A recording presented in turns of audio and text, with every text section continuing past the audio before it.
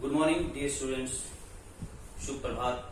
कक्षा 8वीं के सामाजिक विज्ञान के लेक्चर में एक बार फिर से विद्यार्थियों आप सबका हार्दिक स्वागत है। विद्यार्थियों, सर्वप्रथम तो ये कि आप अपने पेरेंट्स के साथ अपने घरों में रहें। कोविड जो है वो बहुत ही ज्यादा फैल रहा है, इसलिए जो भी सावधानियां सरकार की तरफ से दी गई हैं या जो भी हिदायतें गाइडलाइन जो भी है उनके अनुसार अपने घरों में रहें, सुरक्षित रहें, सेफ रहें। विद्यार्थियों, आज सामाजिक एवं राजनीतिक जीवन 3 जो आपकी पुस्तक है उसको हम शुरू कर रहे हैं। मैं विद्यार्थियों को बता देना चाहता हूं कि एक बुक में हमने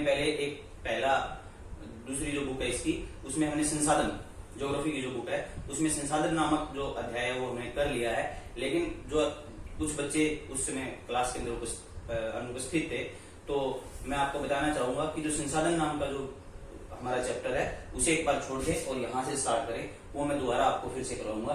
तो सामाजिक एवं राजनीतिक जीवन 3 नंबर जो हमारी पुस्तक है उसमें अध्याय 1 भारतीय संविधान आज हम पढ़ेंगे। भारतीय संविधान के बारे में कि वो भारतीय जो संविधान है उसकी आवश्यकता क्यों पड़ी, वो कब बनाया गया, किसके द्वारा बनाया गया, कितना उसके अंदर समय लगा और क्या उसकी खास विशेषताएं हैं, संविधान क्यों जरूरी होता है किसी भी देश के अंदर, ये सारी बातें जो है आज हम भारतीय संविधान नामक हमारा जो पहला अध्याय है उससे स्टार्ट करेंगे। तो विद्यार्थियों शुरू करते हैं। सबसे पहले जब बात आती है कि संविधान क्या है, इंग्लिश में इसको कॉन्स्टिट्यूशन बोलते हैं, हिंदी में संविधान बोलते हैं। अगर मैं संविधान की बिल्कुल ही स्पष्ट, छोटी, साधारण और सीधी अगर परिभाषा बताना चाहूं तो संविधान जो है वो एक कानूनी दस्तावेज है। कानूनी दस्तावेज का मतलब है कि संविधान जो है वो एक प्रकार की हमारी एक पुस्तक है, ठीक है, दस्तावेज कह दें या पुस्तक कह दें। उसके अंदर हमारे देश के सभी कानून लिखे गए हैं। जो कानून नए बनाए जाते हैं वो भी उसमें राइट कर दिए जाते हैं, और अगर किसी संविधान के अंदर वर्णित किसी भी कानून के अंदर अगर बदलाव करना है तो वो भी उसके अंदर बदलाव कर दिया जाता है। तो हम यूं कह सकते हैं कि संविधान जो है वो कानूनी दस्तावेज है जिसके अंदर हमारे देश के सभी जो कानून है, नियम जो है वो उसके अंदर लिखे जाते हैं। चाहे वो नए बनाए जाते हैं तो उसमें ऐड कर दिए जाते हैं, जोड़ दिए जाते हैं, और अगर किसी में संशोधन करना होता है तो उसमें संशोधन कर दिया जाता है। बदलाव, संशोधन का मतलब होता है बदलाव। तो ये जो परिभाषा थी संविधान क्या है, संविधान जो है हमारे देश का एक कानूनी दस्तावेज है जिसके द्वारा हमारे पूरे देश की जो सरकार है वो काम करती है, संविधान के अनुसार सरकार चलती है। उसके बाद बात आती है संविधान, हमारा जो संविधान है वो किसने बनाया। हमारे देश का जो संविधान, हमारे देश की, भारत देश की अगर हम बात करें तो हमारे देश का जो संविधान बनाया उसके अंदर एक संविधान सभा नाम की एक सभा बनाई गई थी जिसके अंदर 389 लोगों को सदस्य बनाया गया था। इन 389 सदस्यों ने जैसे ही हमारा देश अंग्रेजों के शासन से स्वतंत्र हुआ तो हमें एक संविधान की आवश्यकता हमारे देश ने महसूस की। हमारे देश के नेताओं ने, हमारे देश के शीर्ष नेताओं ने जिस समय जो हमारे देश की बागडोर संभाल रहे थे, उन्हें लगा कि हमारे देश के अंदर एक संविधान होना चाहिए और उस संविधान के अंदर हमारे देश के अंदर एक लोकतांत्रिक सरकार काम करनी चाहिए। तो जब उन्हें आवश्यकता महसूस हुई तो उन्होंने हमारे देश के शीर्ष कहूंगा या मैं उस समय के प्रबुद्ध जन कहूंगा, उसमें से 389 सदस्य की एक संविधान सभा बनाई। और इस संविधान सभा के अंदर अगर मुख्य रूप से अगर मैं जो है नेताओं की बात करूं या मुख्य रूप से उस समय के विद्वानों की बात करूं तो 2 ने हमारे सामने आते हैं, बाबा भीमराव अम्बेडकर और डॉक्टर राजेंद्र प्रसाद। ये संविधान सभा के उस समय के जो है नेता कहें, शीर्ष जो है व्यक्ति लोग कहें, तो इन दोनों के नेतृत्व में संविधान सभा के अंदर 389 सदस्य थे। इसे संविधान सभा इसलिए कहा गया क्योंकि ये संविधान का निर्माण कर रही थी। और हमारा क्वेश्चन भी, हमारा प्रश्न भी वही बनता है कि संविधान किसने बनाया। संविधान सभा ने बनाया। इसको बनने में कितना समय लगा? 2 साल 11 महीने 18 दिन जो है हमारे संविधान को बनने के अंदर जो है समय लगा, और अंत में 26 जनवरी 1950 को हमारा संविधान लागू हो गया। 26 जनवरी 1950 को हमारा संविधान जो है वो लागू कर दिया गया था संविधान सभा के द्वारा बना करके। अब बात आती है नंबर 3 क्वेश्चन उठता है संविधान के बारे में कि संविधान क्यों बनाया गया।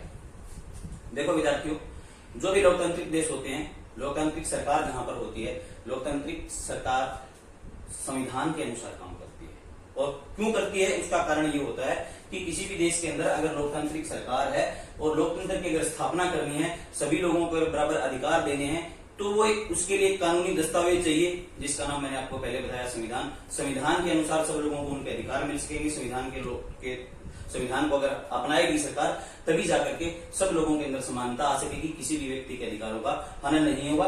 तो अगर मैं शॉर्ट में बताऊं तो संविधान क्यों बनाया गया, सबसे पहला कारण था लोकतंत्र की स्थापना। किसी भी देश के अंदर लोकतंत्र की, ऐसा नहीं कह सकते हम कि जहां लोकतंत्र की स्थापना ना हो वहां संविधान नहीं होता।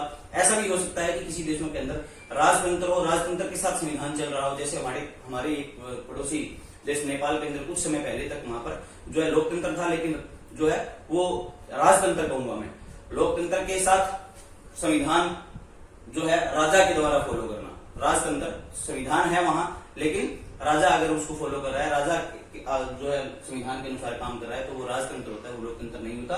इसलिए हम कह सकते हैं कि किसी भी लोकतांत्रिक देश के अंदर सबसे अगर सभी लोगों को समान अधिकार देने हैं और सरकार को समान स्तर पर सभी वर्गों को एक साथ लेकर के चलना है तो लोकतंत्र की आवश्यकता पड़ती है। इसलिए हमने लोकतंत्र की स्थापना के लिए संविधान बनाया। दूसरा कारण तानाशाही की समाप्ति। देखो विद्यार्थियों, हमारा देश बहुत समय तक जो है गुलाम रहा है और ब्रिटिश सरकार का गुलाम रहा है, या हम ये कहते हैं कि हमारे ऊपर तानाशाही रही है, वो ब्रिटिश सरकार की रही है। जैसे हम तानाशाही से निकले थे 1947 के अंदर, तो हमारे देश ने एक आवश्यकता महसूस की कि इन फ्यूचर भविष्य के अंदर हमारे देश में जो सरकार हो वो तानाशाही सरकार नहीं होनी चाहिए। उसमें ऐसा नहीं होना चाहिए कि कुछ एक लोगों के या किसी एक व्यक्ति के या किसी एक व्यक्ति समूह के हाथों के अंदर किसी भी देश की सारी शक्तियां हों। इस तानाशाही को समाप्त करने के लिए संविधान की आवश्यकता पड़ती है। नंबर 3, समानता। समानता की बात मैं पहले भी कर चुका हूं कि समानता तभी मिल पाएगी लोगों को। समानता किसी भी देश के अंदर हर व्यक्ति को, चाहे वो अमीर है, चाहे वो गरीब है, चाहे वो निम्न जाति से, चाहे वो उच्च जाति से है, इन सब चीजों को के अंदर अगर सिमिट्री हमें लेकर के आनी है, अगर समानता अगर हमें लेकर के आनी है, तो हमें संविधान की आवश्यकता पड़ती है। उसके बाद विद्यार्थी बात करते हैं संविधान लागू कब किया गया। संविधान जो है मैंने पहले भी आपको बता दिया, हमारे देश के अंदर 26 जनवरी 1950 को हमारा संविधान लागू किया गया था। अगला जो क्वेश्चन हमारा उठता है, संविधान के मुख्य लक्ष्य क्या थे। हमारा जो संविधान बनाया गया था हमारे देश का, उसके 3 मुख्य लक्ष्य थे। नंबर 1 संघवाद, नंबर 2 संसदीय शासन प्रणाली और नंबर 3 शक्तियों को बंटवारा। कि हमारा जो संविधान बनाया गया उसके क्या लक्ष्य निर्धारित किए गए कि हम जो संविधान बना रहे हैं उस संविधान के अंदर क्या विशेषताएं डालेंगे, जो विशेषताएं हमारी सरकार फॉलो करे तो हमारे देश की सरकार के अंदर वो चीजें हमारे सामने आ जाए। तो सबसे पहली बात आती है अगर लक्ष्य की बात करें तो संघवादी। संघवाद में क्या होता है, संघवाद का मतलब होता है सरकार जब 2 स्तर पर काम करती है, जैसे हमारे देश के अंदर अभी कर रही है हमारे संविधान के अनुसार, केंद्र सरकार और राज्य सरकार। जब लेवल 1 और लेवल 2 केंद्र सरकार और राज्य सरकार 2 स्तरों पर काम करती हैं, ऐसा हमारे संविधान के अंदर वर्णन है कि हमारा जो देश है वो एक संघवाद है। हमारे यहाँ पर संघीय शासन रहेगा जो कि संघवाद के अनुसार है। इसलिए सबसे पहली विशेषता हमारे संविधान की है कि यहाँ संघवाद है, यहाँ 2 स्तर पर सरकारें काम करती है, केंद्र सरकार पर, केंद्र लेवल पर भी और राज्य स्तर पर भी। और आप ऐसा देखते भी हो कि केंद्रीय और राज्य 2 सरकारें हमारे देश में काम करते हैं, जिसे हम संघवाद कहते हैं। दूसरा संसदीय शासन प्रणाली। दूसरा जो हमारा लक्ष्य है, हमारे देश का जो संविधान बनाया गया उसके अंदर हमारे देश में संसदीय शासन प्रणाली है। ठीक है, पार्लियामेंट्री गवर्नमेंट का फॉर्मेट है।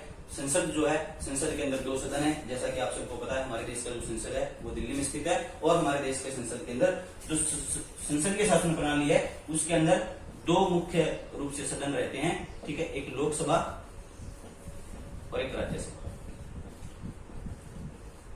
जब 2 सदन है, इसके अंदर जो लोकसभा होता है उसमें इलेक्टेड मेंबर्स आते हैं और राज्यसभा के अंदर जो है रिप्रेजेंटेटिव जो है नॉमिनेट किए जाते हैं। तो लोकसभा और राज्यसभा जो है जो 2 हाउस मिलकर के काम करते हैं, तो इसको हम बोलते हैं संसदीय शासन प्रणाली। तो हमारे देश की संविधान की दूसरी जो विशेषता है वो संसदीय प्रणाली है।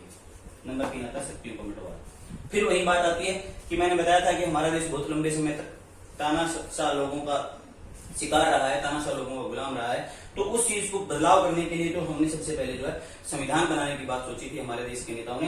तो जब संविधान बनाने की बात सोची गई तो ये बात सबसे बार उठ करके आती है शक्तियों का बंटवारा। एक होता है बच्चों सेंट्रलाइजेशन ऑफ पावर, शक्तियों का केंद्रीकरण। एक होता है डिसेंट्रलाइजेशन ऑफ द पावर, शक्तियों का विकेंद्रीकरण। जब भी सेंट्रलाइजेशन ऑफ पावर होता है तो कम लोगों के हाथ में पावर चली जाती है, तो वो तानाशाही बन जाते हैं। और अगर बहुत सारे लोगों के अंदर वेरियस एक क्षेत्र के अंदर अगर पावर को डिवाइड कर दिया जाए तो फिर वहां डिक्टेटरशिप या तानाशाही होने के चांस नहीं होते। इसलिए शक्तियों का बंटवारा जो है किया गया है। सरकार के अंदर हम देखते हैं कि हमारे देश के अंदर जो है सरकार के 3 अंग होते हैं। नंबर 1 विधान पालिका, नंबर 2 कार्यपालिका और नंबर 3 पर आती है न्यायपालिका। तो अगर हम देखें कि शक्तियों का बंटवारा जो है हमारी सरकार के अनुसार हमारे संविधान में वर्णित है। विधान पालिका देश के लिए कानून बनाएगी, कार्यपालिका उन बनाए गए नियमों को लागू करेगी और न्यायपालिका अगर कोई भी व्यक्ति किसी भी नियम को, कानून को तोड़ता है तो उसको सजा का प्रावधान है। इस प्रकार हम देखते हैं कि हमारी सरकार के जो 3 अंग है, विधान पालिका, कार्यपालिका और न्यायपालिका, उसमें शक्तियों को बंटवारा कर दिया गया है जिससे कि किसी भी प्रकार से तानाशाही ना हो। विद्यार्थियों, आज हमारा जो विषय, आज का विषय हमारा यहीं तक रहा। कल इसी विषय को फिर से कंटिन्यूटी में पढ़ेंगे। धन्यवाद।